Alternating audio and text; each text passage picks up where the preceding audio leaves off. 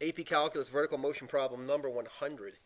To estimate the height of a building, a stone is dropped from the top of a building into a pool of water at ground level. How high is the building if the splash is seen 5.0 seconds after the stone is dropped? First off, I started to do this problem when Trenton and I were talking about it. I started this problem as if it was a velocity problem. They're not asking the velocity. We're trying to estimate the height. So we're trying to find the height here.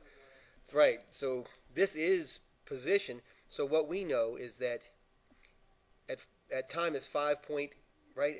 We have an initial velocity is 0 because we dropped it. We didn't throw it down. We just dropped it off the building. So, and t is equal to 5.6. So we have 4.9 t squared, 5.6 squared, plus the initial height. This is what we're looking for right here. This is initial height, right?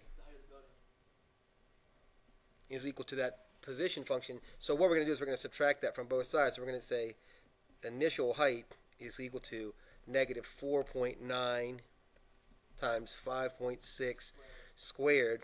Now what we have to realize is we have negative here and negative there, so we're going to multiply the whole thing by negative 1. I'm not even going to do it. I'm just going to show you that it cancels. So this cancels this, right?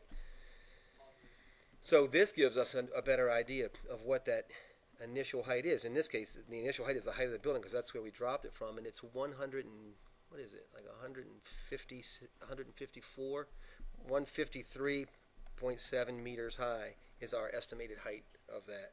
So I guess here's the whole thing, Trent. I would be thinking about as I did this problem. Right, is that that's where I started to make my mistake. My mistake was that I was thinking it's going to be a velocity question because it's vertical motion. In this case, it's a position question.